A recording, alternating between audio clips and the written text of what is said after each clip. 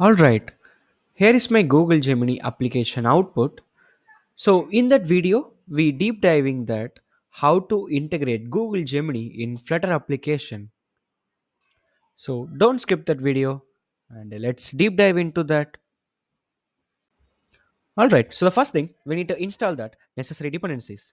So in my Flutter application, so I can install that Flutter pub add Google Gemini. So I need to install that Google Gemini package in that my Flutter packages actually. So the next thing, we need to get the API key from the Gemini. So from that ai.google.dev, so from their website, you can get the API key. I'm attached the screenshots below in that screen actually.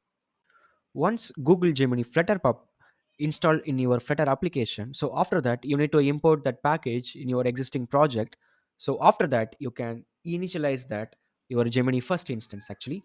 And in that, so I have a method called Google Gemini. So in that you need to paste your API key, which is get from the ai.google.dev actually. So now we can play with the text only input actually. So this feature let you perform NLP task such as the text completion and the summarization actually. So in that we have a already Gemini final variable. So from the Gemini you can call the generate from text function. So under that I can just simply pass that tell me a story. So after that, once that response comes from the Google Gemini model, so after that you can just simply return that our response actually. And if anything had a issue, then the catch will it get execute. So now text and image input. So you can send the text prompt and with an image to the Gemini Pro version model to perform that vision related task as well.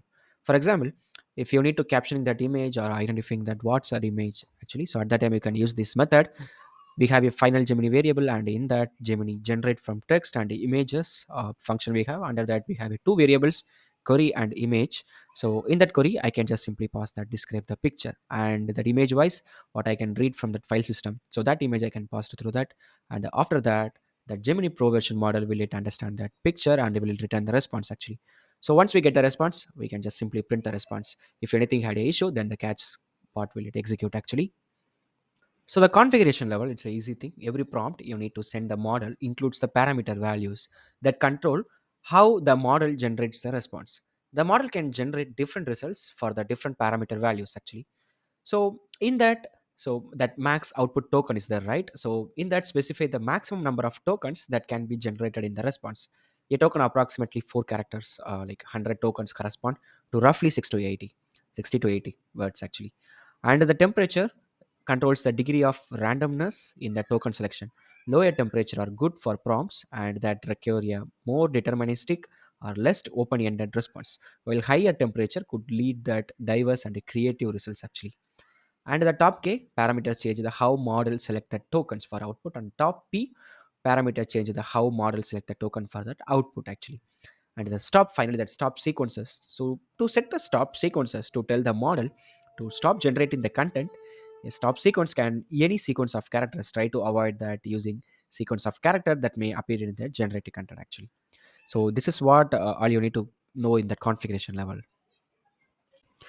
Safety settings are part of the request you need to send to the text service. It can be adjusted for each request when you make to the API. And in that categories wise, the some basic categories only that harm the developers may wish to adjust actually, like unspecified and toxicity and a dangerous content like that actually. And the threshold level, so we can block at and the beyond the specified harm probability, like black threshold unspecified and low and above and none like that actually. So in that simple code base level, so I can just put that harm category and a dangerous content we need to uh, restrict it, and we need to block that only high level actually. So these are the basic code snippet related with the Flutter. So you can easily to create your Flutter application using that Google Gemini, and you can easily to create a chatbot, and you can create a vision related projects in that Android using the dot and with that Flutter with the help of Flutter. And I'm also attached that my code repo link in that my description, so you can just look into that actually. So this is what all you want to share with you guys, and I hope you guys you really like that video. And if you really like that video, please subscribe my channel for more videos like this in the future. Also, if you have any queries or comments, please leave them in the comment section below. I'm happy to respond. And yeah, thank you, bye.